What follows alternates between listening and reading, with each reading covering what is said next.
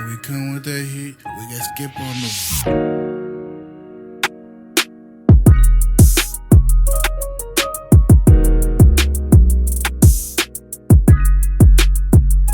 Episode 44, $1 Million Radio, back at it here at Dead End Barbecue in Knoxville. Welcome in, boys. We got Jacob, we got Griff, I'm Skylar, and glad to be back here at Dead End.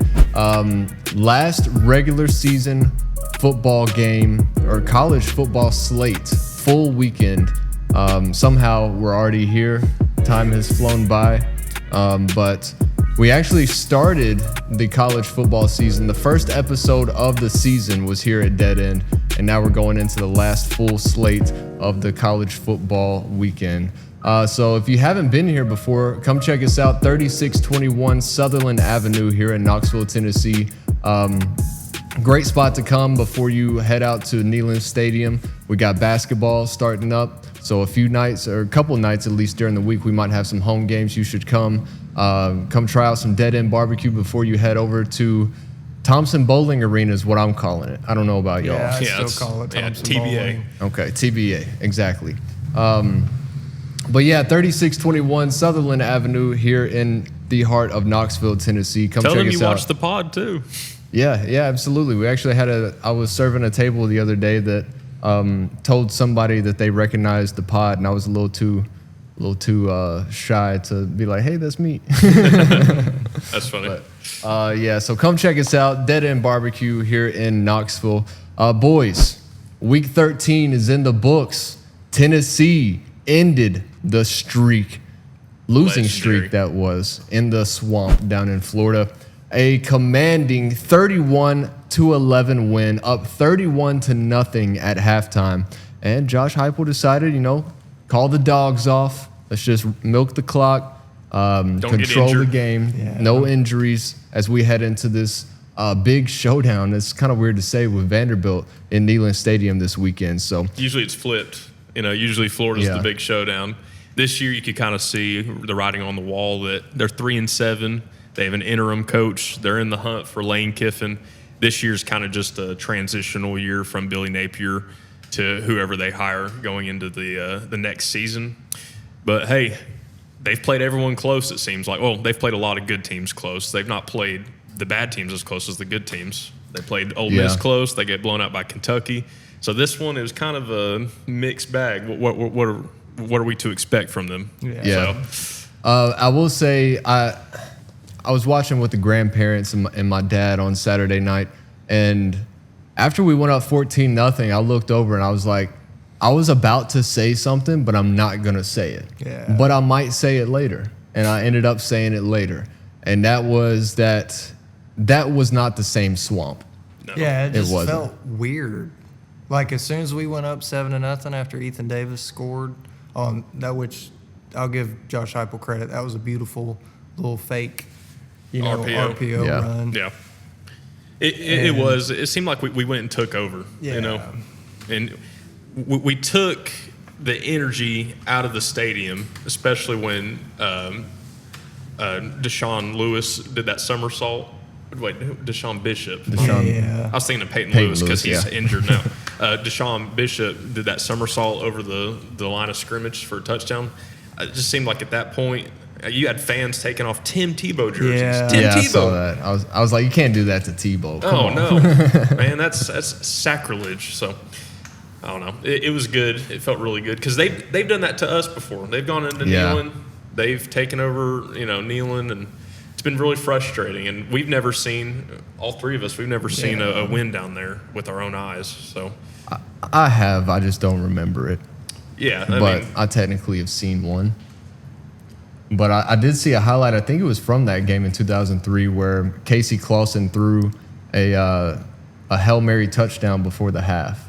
I think that was a 03 game. I think that was on social media going around before the game. I will say also there was a stat that came out in the last 50 years. Do y'all want to hear the list of quarterbacks that have won in the swamp for Tennessee?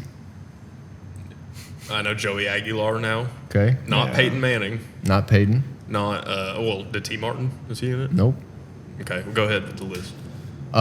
Joey Aguilar, Casey Clausen, and that's it. Nice. 50 years. I thought maybe it would have been a few more, but wow, that's crazy. Yeah. As you mentioned, though, DeSean Bishop led the backfield for the Vols, 24 carries, 116 yards, 2 scores, 1 somersault. Joey Aguilar was 17 of 22 for 204 yards, a touchdown, and continued his 35-game streak of at least 200 yards through the air. And as far as Joey Aguilar's career, guess how many games in his whole career that he's had less than 200 yards passing? 0. 1. But it was a game that he did not start. He came in and threw for 174 yards in his first ever game for Appalachian State, where he got some playing time. So in all of his starts, since then have been for he's thrown for 200+ yards in his whole career. And a little off subject, let's hope. I wouldn't mind another year of Aguilar. Yeah. He was listed as a plaintiff on the lawsuit for Diego Pavia in his lawsuit versus NCAA for JUCO eligibility. So I would not mind if he was there as a mentor. I understand the argument because, where was Joey's first college? Wasn't it? It was San Francisco something? Yeah, I think so. Diablo I had State, no clue that even existed until, 6 months ago when he first walked into Knoxville. So that begs the question, though. Would you rather have Diego Pavia gone or have Joey Aguilar next year with Diego Pavia still at Vanderbilt? I'll take Joey Aguilar. Diego is fine. I don't care. Yeah. Yeah, no, I'm with you. So we'll get into the game with Vanderbilt as well, but DJ Lagway didn't look that great as he's kind of looked all season. 11 of 17, 116 yards, touchdown pass that went to Jaden Baugh, the running back, who had 18 carries, 96 yards, 2 catches, 1 for a touchdown, 35 yards. So I think that guy's a stud. Their running back, Jaden Baugh. He looked pretty good. But somebody that really stood out to me is sophomore Ethan Davis, 5 catches, 72 yards, and a touchdown. He looks like the Evan Ingram type of tight end, you could say. The more athletic. He can definitely improve on his blocking, but there were a couple of times where he missed a block and it kind of blew up a play. But as far as the receiving goes at the tight end spot, that's the type of guy you want out on the field. Yeah. Another weapon. You can use him to block. You can use him to leak out into the flat. And if he gets the ball in his hands, he's an athlete and he's going to make a play. Yeah, I agree. It seems like the game wasn't as close as 31-11, or is that what it was? 31-11. Yeah, it wasn't near as close as that. So Florida definitely has some talent. I don't foresee them losing a lot of talent, especially with what's to come in the coaching search. But I agree, man. They just had too many injuries to hang around. Yeah, exactly. Yeah. It's been an up and down year for them, but they definitely have some good talent. It was a good win too. A lot of Florida fans are making excuses. Any win versus Florida, just like they would say any win versus Tennessee, that's a good win. Yeah. No, I'm with you there, and it's kind of frustrating though, boys. I'm gonna let you know that right now.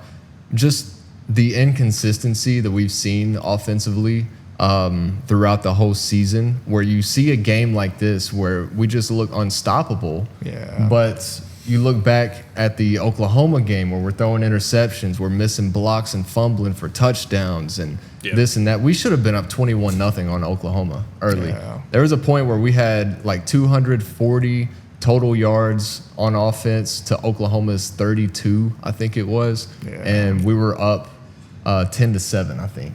I think that was the score at that point.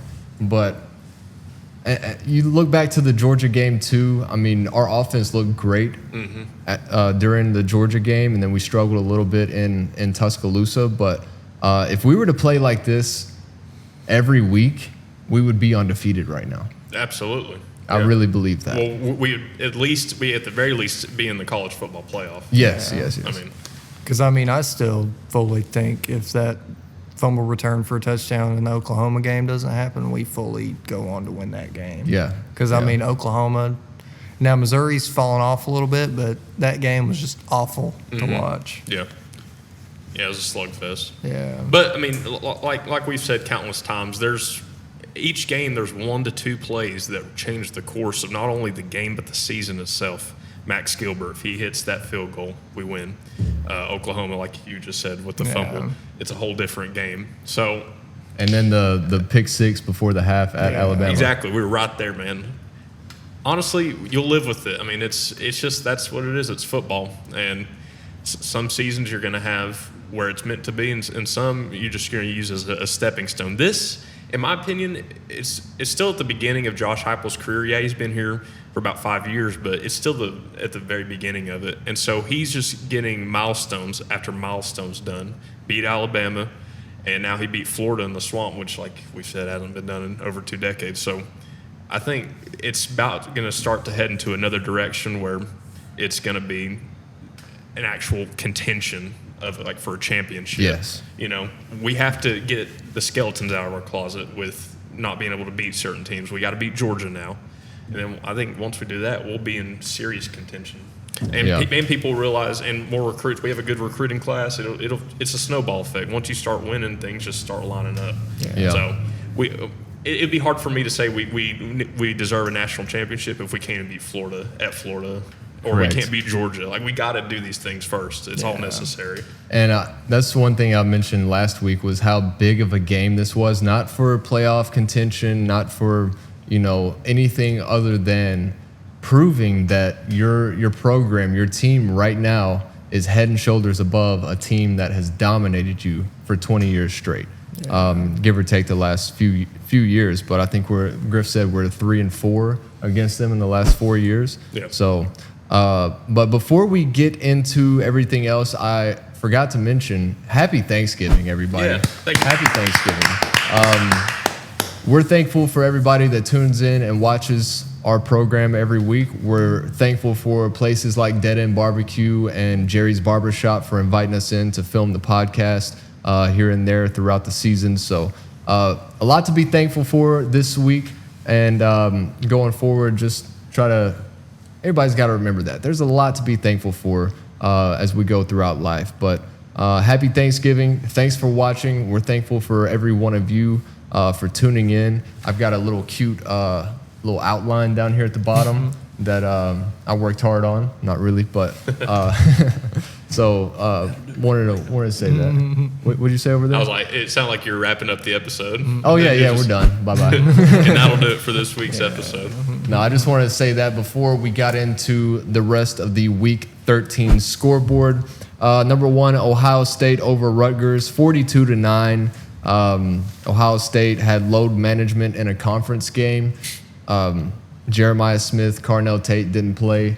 I don't really know the extent of their injuries, but I'm sure they're going to be playing this week against Michigan, if I had to guess. That's a skeleton in their closet they got to get rid of. But hey, maybe that kind of undoes my point. They won a championship and they can't even beat Michigan. So what, maybe I don't even make a lot of sense. I say they beat Michigan this year. Probably. But we'll see. We'll see. Bryce Underwood's been inconsistent, but he's been good.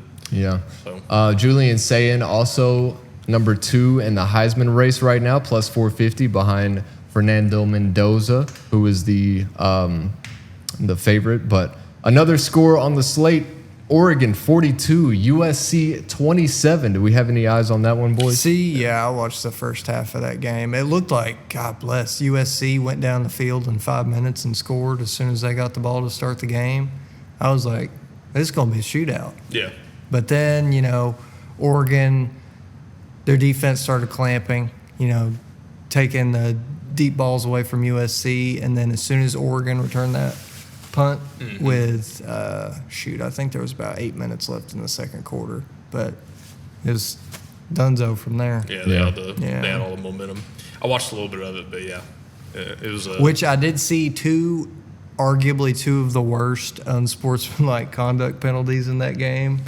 One being on a USC receiver. He caught like a 40-yard pass and then did a first down signal and got flagged. So Don't know what's wrong with that. And then same thing happened to an Oregon receiver.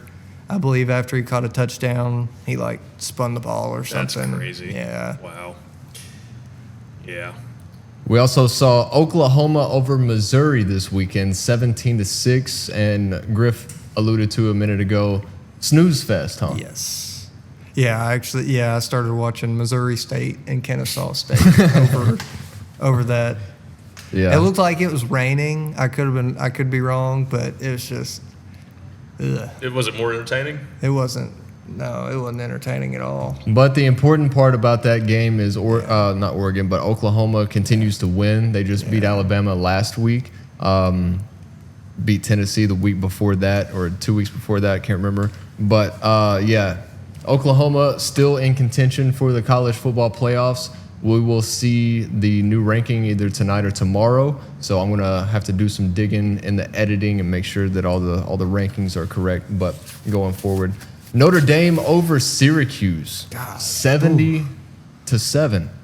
Wasn't it 21-0 and Notre Dame's offense didn't even touch the field? Yeah. I didn't see how that happened. I assume a kick return. Ooh, what is this? Okay. Thank you. You got some pot pie? She didn't tell us what it was. It was Shout out to the camera. looks real good, though. I'm going to try not to spill it all. But some type of dessert, sweet treats.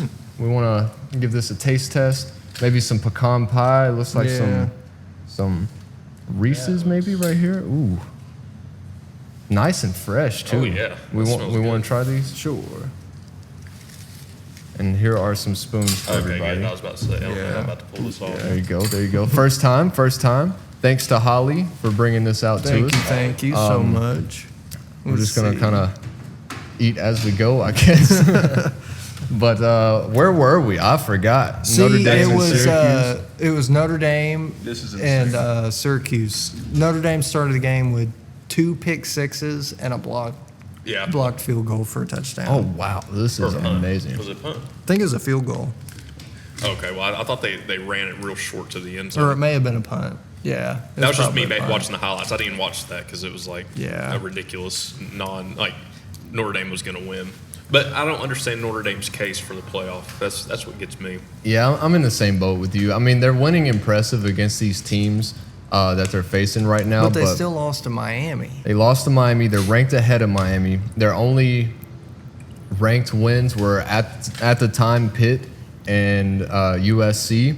So, boys, we're just going to take a pause in the action real quick. Dude, this is amazing. This is wild. All right.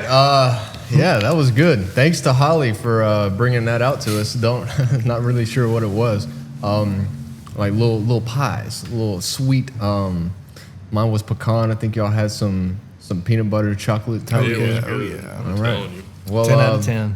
where were we? Well, I mentioned how Notre Dame was up 21-0 and their offense didn't even touch the field at that point. But I didn't even watch the rest of the game versus Syracuse because it was a throwaway game. So with Notre Dame winning and doing it impressively over the last few weeks, only ranked wins are at the time Pitt and USC. Yeah, still ranked ahead of Miami, who beat them head to head. What are y'all's thoughts about Notre Dame being in the top 10 and just kind of being in a secure spot for the playoffs when everybody else, you have no idea what's about to happen? It's because of their brand. I was about to say, I don't want to be this guy, but I think their brand has the CFP committee in a chokehold. Absolutely. I mean, to be fair, Miami does have worse losses than Notre Dame. But to me, they have the head-to-head, and they have a comparable resume regardless. And they're in a conference. Correct. Correct. Yes. That's what I was gonna mention. With all the CFP and how everything is with the 12-team playoffs, Notre Dame being an independent school, not in a conference. Now they have an agreement with the ACC where they play a bunch of games. Like 5 games at least. Yeah. It's not a full conference schedule, but then the games that are not ACC teams, or even the games that are ACC teams, they lose to Miami, and then they beat just whoever. In the ACC, I think Miami is head and shoulders above everybody else in the ACC, talent-wise, how good they are as a team. But the rest of the ACC, these other teams that Notre Dame's playing, I mean, who cares? Yeah. Like Syracuse. I know we played Syracuse to start the year, but that was the well, now their beginning whole of the year. team's almost injured at this point. Yeah. So, I don't know. We got some gripes, but what are we going to do here at $1 Million Radio? We're not on the CFP committee. But another game this past weekend that we saw, Vanderbilt took care of Kentucky in Nashville, 45-17. Diego Pavia looked very good. The Kentucky defense looked very, very bad. But nothing unusual. Yeah, exactly. So Vanderbilt set up to come into a Neyland Stadium next week, but they're going to be confident. They're going to be confident. And I was really hoping Kentucky's offense would make it a shootout or something, because I really would have loved if Kentucky would just ended their season right there for the playoff. But looks like we're going to have to do it, boys. Yep. Yeah. And I'll be there to witness it. Shout out Kinsey it's for my birthday. Real excited for that. But Happy birthday. thank you. I've reached Unk status. I'm joining both of y'all as Unks. Okay. How old are you? 24? I will be 24. What day is your birthday? Saturday. Saturday? Day of Oh, the game. nice. Yeah. So if you see Jacob out at Neyland Stadium Saturday, make sure that you tell him happy birthday. And he's a pretty big guy, so he's going to be head and can't miss shoulders him, above yeah, the crowd. So They call me Lurch at work. So. No, but I guess we're just going to have to do it. Vandy's going to come strolling in. And Hey, that's what I want. I want them to be walking in here like we ain't going to do nothing. And what are we going to do? Put them right down on their...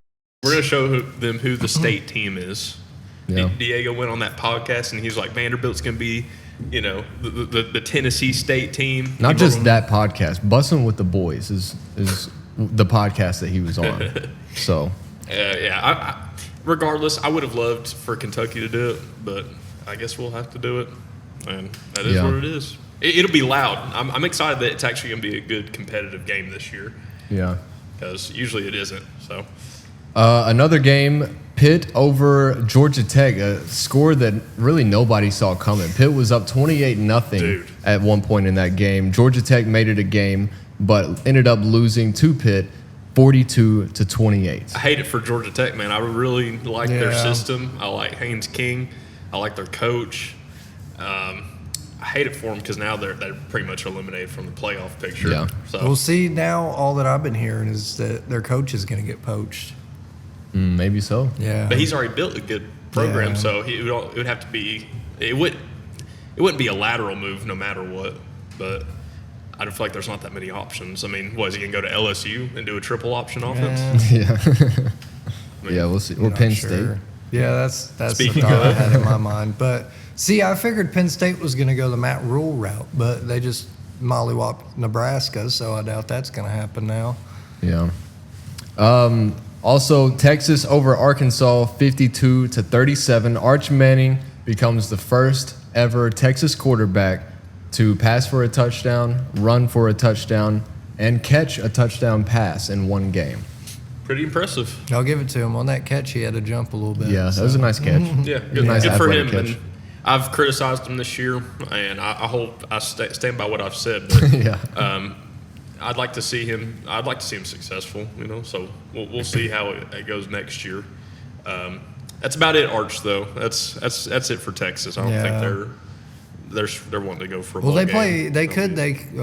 Texas A&M would probably still make the SEC championship if they lost, right? Yeah, they're the only undefeated team, so I'd say so. Yeah. But we mentioned Penn State just a second ago. James Franklin has been hired at Virginia Tech. He went 104-45 in 12 seasons at Penn State. He replaces Virginia Tech coach Brent Fry, who used to be James Franklin's defensive coordinator. I think that was at Penn State. So Great hire. great hire, yeah. great move on both sides, you I'd say? agree. Yeah, 100%. I mean, and he can actually go 8-3, 7-3, and they'll be happy about it. Yeah. Like No. it's weird to me to say he upgraded, but he kind of did.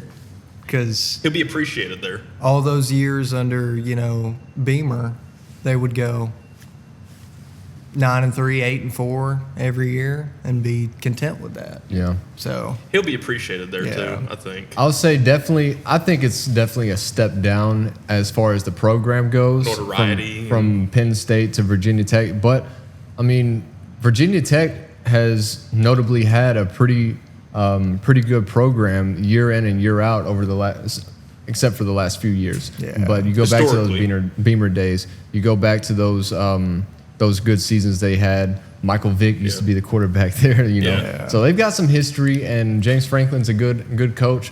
They're in one of the top conferences in the ACC.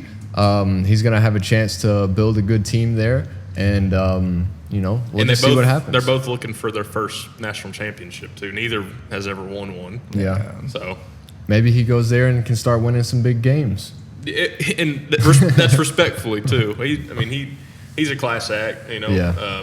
I don't have nothing personal, criticism of him. Just more of the coach, but I'm sure he'll get everything he needs there. yeah. So as we look forward to the slate this week, Week 14, a.k.a. Rivalry Week here in college football. Last week One of my favorite the weeks. regular season, my favorite week for sure. And the last full slate of games, and they're kind of spread out. We got some games on Thursday, Thanksgiving Day, some big games on Friday and Saturday. So how else to get Thanksgiving weekend started off than to talk about the Egg Bowl? Ole Miss at Mississippi State. Rebels minus 7.5 point favorites, over under 62.5. This will be at noon on Friday. Yeah, I wish it wasn't a day game I feel like because it always gets crazy when it's a night game. Yeah. If you remember, I can't remember his name, but there was an Ole Miss player who scored a touchdown and proceeded to do a dog urination. dog urination celebration. That's awesome. No, that's what I remember And too. that flipped that game on its head.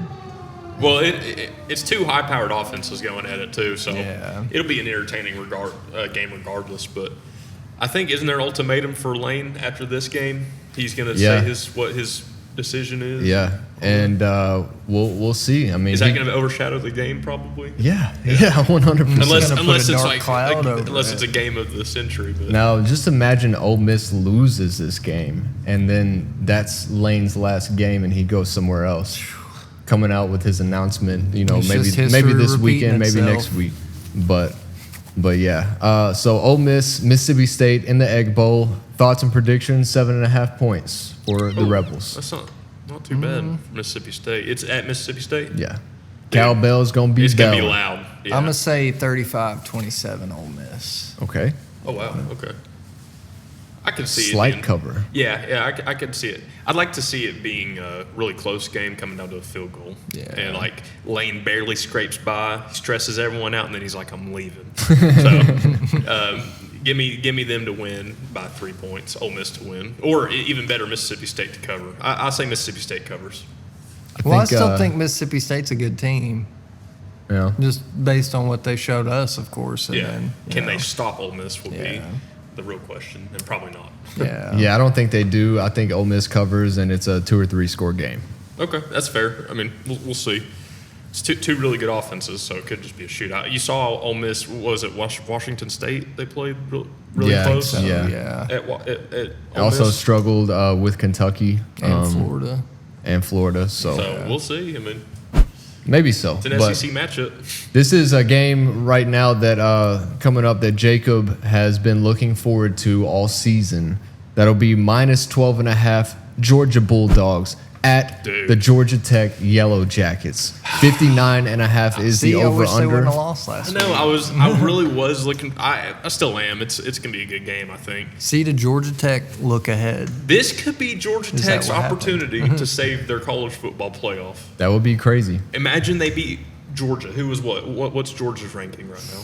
In the top 4? 6, I think. Oh, or maybe they moved up 2 for it. But regardless, I thought Georgia Tech would be undefeated coming into this game. It looked like their schedule was pretty favorable towards them to win those Yeah. games. They've not won all of them. They've lost 2 very, very important conference games. knocked them out of the conference championship picture, right? Yeah, I'd say so. Regardless, they're going to have to win. It's a must-win. I think they have more to play for than Georgia will. Do I think they'll win? I don't know. If it's anything like last year, they have a good chance. I don't think Kirby would let Georgia lose this game. Yeah, but you saw last year they were up 16-0 in the first half. Yeah. And it took a targeting call that wasn't called to happen. They had to go to eight overtime. Eight right? overtime. Yeah. So I hope it's close. I don't know if it will be this year, but I just know Georgia Tech, they have a lot to play for. I think they're going to pull out all the stops. Brent Keys is going to pull out all the stops for his team. Yeah. This could be their chance to save their college football playoff. Because imagine they win. Is the committee going to leave them out after going, 10-2? Would it be 10-2? Georgia, yeah, I believe it'd be 10-2. They lost to Georgia Tech, yeah. Would the committee but then leave them Georgia out? would also be 10-2 because their only loss is Alabama. It'd be an interesting What if Georgia question. Tech wins and Georgia doesn't make the playoffs? I think Georgia would make the playoffs if they lose, but would Georgia Tech make the playoffs if they win? Like, would that not be a huge win? I don't know. We'll see because they wouldn't replace the ACC champion, which wouldn't be Georgia Tech. Yeah, there's a lot of moving parts. I think they need to expand it to 16 teams. It may be an at-large bid. Or we can just have Notre Dame lose and go ahead and get up on out of here. Who's Notre Dame playing? I didn't write USC. that one down. Oh, okay, USC. Yeah. Oh, yeah, it's the annual. Or no, they're playing Stanford. I'm sorry. Oh, well, they've stopped the USC, haven't they? Yeah. But yeah, give me Georgia Tech. What's the line? Plus 12.5 for the Yellow Jackets. Oh, absolutely. Yeah, give me them to cover. I will take them to win outright. Oh, no. Money line. Here we go. Money line Georgia Tech. Ooh. Put the house on it. Oh, Swear. That's not what we promote. They have, I'm telling you. Don't put that. Look, legally, do not put the house on it. From one buddy to another that doesn't, this guy Legally, please bet responsibly. Exactly. Legally, don't bet at all. Yeah. But on the other hand, if I were you, I would put all my money hypothetically on Georgia Tech allegedly to win. It's at Georgia Tech too, right? Correct. Oh yeah, give me Georgia Tech. Georgia is gonna not know what hit them. I wonder how much of a home field advantage Georgia Tech is gonna have against Georgia. Probably not a lot, but I bet all their fans realize that this could save their college football hopes. This is the game of the year. Hopes, so we'll see. I'll take Georgia Tech money line. What are you taking? I don't know. Do you think Tech will cover at least? Let's see. The over-under 59.5. I feel like Georgia is going to be able to stop their offense. Yeah. They didn't last year. Yeah, well, it's not last year. But it's that same system. It's that triple option. Yeah. So I don't know. 12.5 feels like too many points to take for Georgia. That's why I agreed with that. But that might be where I'm leaning, is what I'm saying. But okay. we'll see. We'll see. You should do an alternate spread then. You should do like Georgia minus 10 or so. Okay. Minus 9. That's fair. 9.5. Sign me up 9.5 for Georgia. Okay. Also, Friday night, a game that I've been looking forward to, 7:30 kickoff. Texas A&M on the road at Texas, minus 2.5 for the road team Aggies, over under 51.5. Texas A&M undefeated. Texas rolling offensively after last week, maybe not the week before when they played Georgia, but a big win for Texas. Arch scored, I think it was 6 touchdowns total. Yeah. So who do y'all got in this one? Does Texas A&M stay undefeated heading into the SEC championship? I think so. I think they scrape by, though. I don't think it's going to be a dominating performance. It's a road game for them. And you got to think how grueling it is to not lose a game at this point in the season. That's hard.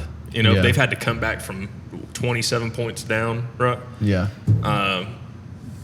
Honestly, yeah. I think Texas A&M just scrapes on this one. I don't see them dominating Texas, especially like you said, Texas is rolling. So, yeah. What do you think, Griffin? Well, after 1 week, but I think it's going to be close, but it's just I know back in the day this rivalry was huge in the state of Texas. Did they burn like a big bonfire before then? Yeah. I'm just assuming that it's going to be a crazy shootout. Okay. So yeah, I'm with you on that one. I fully believe A&M will be too much towards the end of the game, but Yeah. I think it's going to be like a 45 to 35 or, something in that range. It may be ever who has the ball last too. Yeah. May be the winner, that kind of game. Then as we move into Saturday's slate, big game for Miami, traveling on the road to Pitt. That's going to be a noon kickoff Saturday. -6.5 for Miami. Pitt with a huge win last week, as we mentioned, over Georgia Tech. So how are we feeling about this one? Miami needs this, obviously, to stay in contention for the playoffs. Pitt could use this as a big momentum builder going into the offseason. What do y'all think happens? Well, how do you feel about it? You're the one that's going to be playing. Me? I ain't playing. Oh, wow. Okay. Boing, got it. All right. Which, I Good. feel like, I hate to say it, I think Pitt can steal this one. Based And on they how, play spoiler to Miami. based on how they played Georgia Tech, Yeah. I think it's going to be close. It's going to be in Pittsburgh. It's going to be cold for Miami. What happened? Sorry, no. We had the- we had Abrams the- did a egregious Kendrick Perkins grab it, had the ball and walked. He switched his pivot foot 8 times. Oh, no. So, sorry, we got the Tennessee game playing on the Yeah. TV, and that was just an innate reaction. I'm sorry, it was just so egregious. A pivot foot. He kept going shuffling it. It was crazy. Good Lord. So Miami, this is a spot where Miami always loses. Yep. This is a spot where Miami always loses. Like last year. Yep. Last year against Syracuse. This is where they choke it away. I don't think they do, though. Yeah. Do they cover 6.5? Maybe not. But you also might want to look at the over, 51.5. So then we also have at noon Saturday the big one, the big game. Quotation marks. Ohio State at Michigan. Buckeyes #1. -10.5 point favorites in the big house. 44.5 is the over/under. Do they break the streak, losing to Michigan 4 years in a row? This would be the year to do it. But why is it always at noon? Can they not do a night game?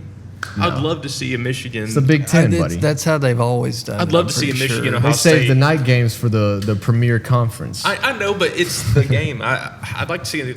The reason I don't like the Big Ten and all that stuff, it's hard to watch, too. It's all during the day. Yeah. Can we not get a night game, Michigan, Ohio State, prime time? Does Nope. it have to be 12 o'clock every Yep. time? It does. By law. No, but give me Ohio State, man. I think this is the year they break it. Yeah. Yeah, I'd say this is the year that it's at Ohio State too, right? Or is that Michigan? Michigan. In the Last Big year, House. okay, last year was at Ohio State. Last year was when it was at Ohio State. Michigan won. Pepper spray. Planted the flag. Brawl broke out. Pepper spray in the crowd. I'm It was fully crazy. expecting another brawl, but I will say that the Buckeyes win convincingly. Okay. It would be hilarious if Michigan beat them again, though. Yeah, That it would would. be so funny. So I'm with you guys on that one. We also have the Iron Bowl. Alabama at Auburn. Crimson Tide must win. -5.5. Must-win game for Alabama. Which is crazy. They've had such a good year, but if they didn't mess up in week 1 versus Florida State, and if they didn't mess around with Oklahoma, then they wouldn't be in this position. But now they have to go to Auburn, and we've seen what happens at Auburn. Yes. Yeah. We've seen a really good Alabama team go to Auburn, and we've seen some crazy outcomes, crazy returns, last plays. Do I think that'll happen this year? Odds are probably not. But I've been wrong before a lot of times, and I've seen crazier stuff happen. So give me – what's the spread? 5.5 for Alabama. I think it should On be the road. more than that. Give but- me Auburn to cover that. If Alabama wins, it'll have to be by a field goal or a last-minute touchdown or something to go up by 4. We'll Yeah. see Jordan Hare at night. Mm-hmm. I've seen some crazy plays over the years. Yep. Let me also tell you all this. Jackson Arnold not starting for Auburn. All right. In They that case, they give no me- listen. They just introduced their freshman quarterback, 4-star quarterback Deuce Knight. I did see that, versus yeah. Mercer last year. 15 of 20, 239 yards, 2 touchdowns through the air, 9 carries, 162 yards, 4 touchdowns on the ground. But it's Mercer. It's Mercer. It's Mercer. It's It's Mercer. I know. I get it. But I I just don't feel want to like be that guy, but we saw a mobile quarterback at home absolutely terrorized the Alabama defense.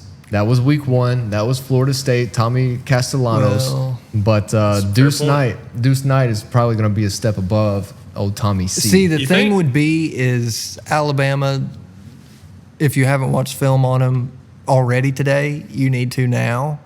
Just like you said, Castellanos tearing them up week 1. If there's no film on him, Auburn will keep this close. Yeah. That's fair. That's a good point. Yeah. Because I've seen it happen before. Look, if I'm an Auburn fan, I'm excited because Auburn has nothing to lose, or not really a lot to gain except just to say they've spoiled Alabama's season. But Alabama has everything to lose. So give me Auburn to keep it close and to cover the spread. And now for the one we're all waiting for, 3:30 kickoff, Neyland Stadium, Vanderbilt at Tennessee. I was really hoping Tennessee was going to be the underdog. -2.5 point favorites for the Vols, 64.5 over under. Tennessee is 8-3 on the year, 4-3 in the SEC. Vanderbilt 9-2, 5-2 in the SEC. Joey Aguilar, 229 of 342. He's thrown for 3,145 yards, 23 touchdowns, 10 interceptions. Diego Pavia, 2,924 yards, 26 touchdowns, 6 interceptions. He's also got 661 yards on the ground and 8 touchdowns. He's going to be He's loud. their leading rusher. It's going to be loud, dude. Oh, yeah. Yeah. Probably the loudest it's ever been for a Vanderbilt game. Yeah, that's fair to say. Is this the biggest Tennessee Vandy game in history? Maybe not. I mean, technically back in the day when there was but when we were both contenders in the 40s and stuff. Maybe. as of recent. Oh yeah, I think so. There's never been. I don't think there's ever been a Vandy team this good in the modern era, and honestly, to pair with a great team like Tennessee, so it's gonna be 2 Titans going at it, man. And SEC Nation's coming. I think that way too. SEC game day will be here.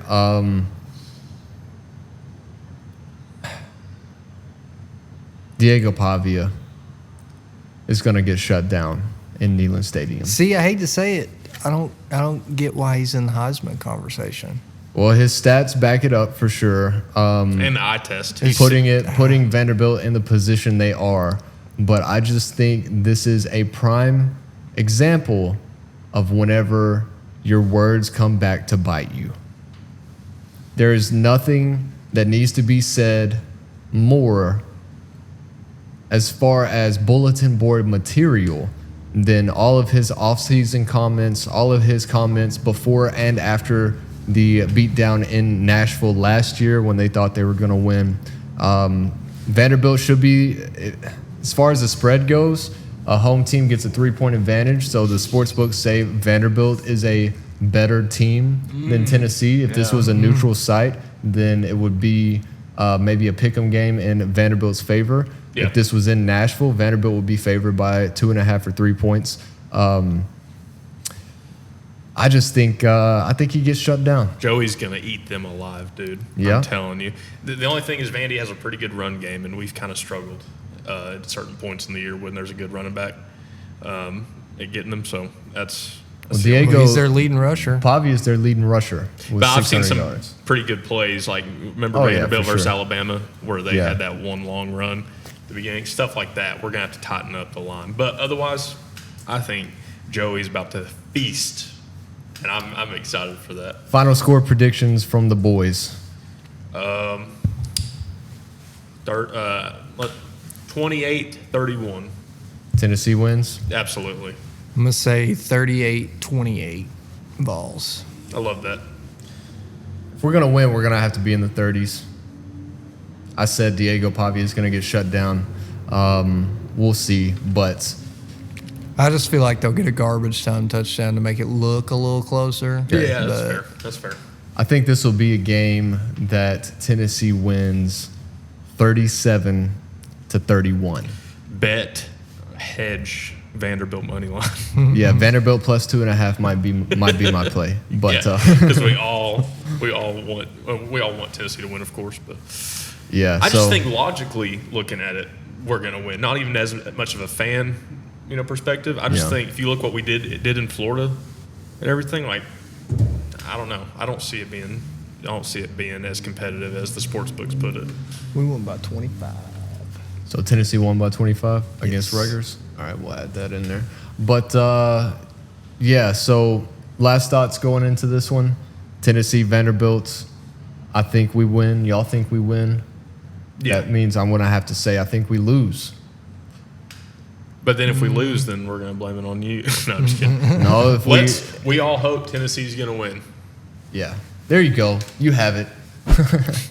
Our final predictions. I think we need to stop the run, keep a QB spy at all times, because doesn't Vandy run the pistol? Yes. Yeah. Yes. We should all, for these mobile quarterbacks, always have a QB spy. Yeah. I agree. Yeah. So before we wrap up the episode here at Dead End Barbecue, take a look at the Tennessee basketball slate for this week. We're 5-0 after a 89-60 win versus Tennessee State last week. 5 players with double digits in that one. Gillespie, 17 points. Nate Ament, 15. Amari Abram, 15. Dwayne Brown, freshman, 13 points. Felix Akpara, 11 points in that 29-point win against Tennessee State. We just saw the conclusion of the Tennessee-Rutgers game in the Players Era Tournament in Las Vegas. Minus 14.5 was the line going into that game. Tip-off at 1 o'clock today. Tennessee wins 85-60. Jacoby Gillespie, 32 points. That's ridiculous. He had 19 points himself, and Rutgers had 17. He outscored Rutgers in the first 15 minutes of the game. It was ridiculous. He started off just hitting everything. And what me and Griffin and Scott, what we were all talking about before we started was, I think it's good for Nate Ament to have a veteran on the team. Jacoby is a senior. He's a hometown guy. He's a guy that's made a lot of good plays. He has a lot of experience. And so I would find it comforting, for lack of a better term, that I have someone behind me that can score, and I can take some of those superstar shots.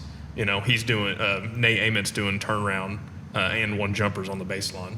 You don't want Amari Evans doing that. No offense to Amari, but you want Nate taking those tough shots, getting the and ones. And Jacoby, he's out there. You always have him in the back in case you need a bucket to go get, and I think that's going to help Nate's development. So, very exciting stuff. We needed that win versus Rutgers because all of our wins have been really good and impressive, but we needed to prove that we could beat a good program like that. Yeah. So, another good program tomorrow, Tuesday, 6 o'clock tip-off. So this game will be over by the time the pod comes out, but we'll see what happens. Tennessee in the Elite Eight rematch against the Houston Cougars. How do y'all see that one going as we just defeated Rutgers 25 points, 32 from Gillespie? Does he keep it hot against a good physical defense tomorrow? It makes me feel a lot better about tomorrow, based on, scoring from the guard position. Obviously, that was my biggest worry going into the game today.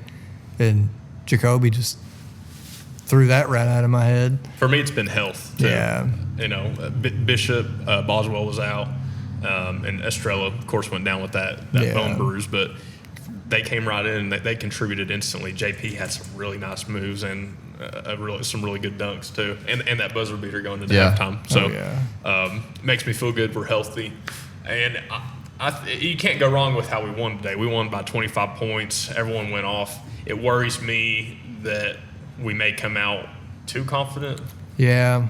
But hopefully not. I think we're all pretty humble people. So I say we like I'm on the team. But it's definitely good to get that win today and build off of it. So can't go wrong with how we performed today. No, I'm with you on that. And Houston's great, though. Houston is great. Their defense is going to give us problems, and it'll be a lot harder to score tomorrow. So we might not see Gillespie with 30. Well, we had a big size advantage versus Rutgers today. Not sure if we'll have that same size advantage versus Houston, or if we'll want to go big. I don't know if they play quick or whatever. Are they still number one? I think they're number two. They're number right two. There. Okay, yeah, they're right there. So we're gonna be big. We need a big performance from Nate Ament. Yeah, we're gonna really need him to go off. I will say if we score in the 80s again tomorrow and Gillespie goes for another 30 points, then I will feel very good about where we're at. Yeah. I mean, you can ask for a lot from those two guys, Ament and Gillespie, but it's really going to need to be a lot of contributions from everyone else, too. All the role players are going to have to play their part. All the big guys are going to have to box out, stop fouling, and get rebounds. Yeah. So See, I felt like that was our problem in the first half today was too many just they're already in the bonus. ticky-tack fouls. Well, they were already in the bonus with 10 minutes left. So. Yeah. And Houston is a much better team, so they'll make us pay at the free throw line with that. So Yeah. we'll see, but can't go wrong with how we did it today. Yeah. And as we wrap up episode 48 here at Dead End Barbecue, $1 Million Radio Song of the Week, we'll just give it the floor to Jacob. Go ahead. Oh, what was that? You had another song come out. Oh, yeah. Yeah. I didn't know if you wanted to give it another week or so. No, I released a song with a very talented singer, very talented artist, Molly Rainwater. She does like all this indie, like folk acoustic stuff. Yeah. Have you listened to her stuff? A couple songs. Yeah. And it's just very acoustic, very, very nice sound to it. But she this one's a little different. It's not a nice sound, no. But she wanted to do something with some rock. I really was the one to kind of encourage her to do it with me if she was wanting to. So she and I are going to be working on an EP of those style of songs. Nice. And I've never released an EP before, so I'm pretty excited to work on a dedicated set of songs with someone and get those out. So. And that'll be Sunlight, Myers Hollow, Molly Rainwater. Yeah, thank you for saying that. Yeah, I don't think we said the name. No, not at all. I jumped right into it. But no, I'm very grateful. It's on the screen. Don't worry about it. I'm very grateful to be working with a bunch of talented people, so we'll see what happens. All right, boys. Any final words as we wrap up episode 48, $1 Million Radio here at Dead End Barbecue? Vuck Vandy. Oh, okay. Should I go to SEC Nation? Yeah, might as well. Dude. I think I kind of want to. Might as Go well see find out Paul where it's at. Feinbaum's bald head. How do you get it cut? Do you ask them to keep the sides? He said a little off the top. Keep the sides. Go Vols. Vandy's about to get the belt, just like Florida did. Oh, yeah. Look, we got to be thankful Thanksgiving's coming up. I'm thankful just to have a good football team again, regardless if we make the playoffs or not.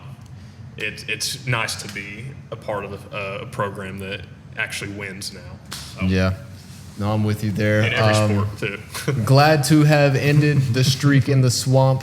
Glad to be able to look forward to this game with Vanderbilt, a big one in Neyland Stadium on Saturday afternoon. So come to Dead End Barbecue before you head to the stadium. Shout out once again, and thanks for Dead End Barbecue for having us here. And 3621 Sutherland Avenue here in the heart of Knoxville, Tennessee. Come get your food, take it to the tailgate. We're also set up in the Vol Village for the tailgate. So come grab a pork sandwich, maybe some tailgate nachos if you want to. Make sure you stop and see Richard and Jen over at the tent with Cliff and everybody else over there. Special thanks to everybody here at Dead End Barbecue. Tehran, Holly was the one that just brought us these sweet desserts. So that was a surprise, a nice surprise, and it was very, very tasty, as everything else here is at Dead End Barbecue. So episode 48, $1 Million Radio. And as always, we'll see you next time.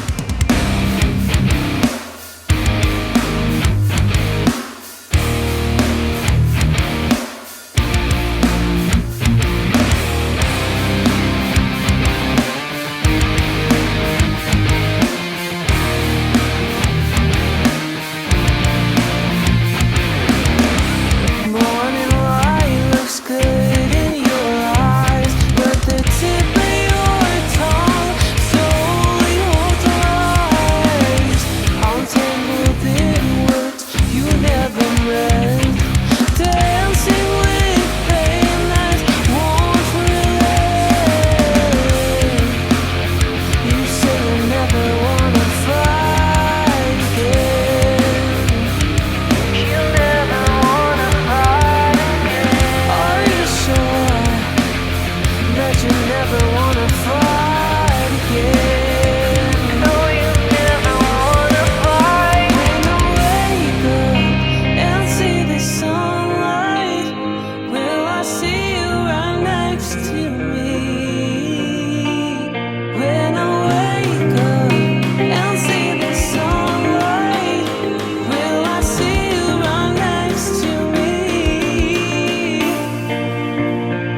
I'm Tracy Scoreboard.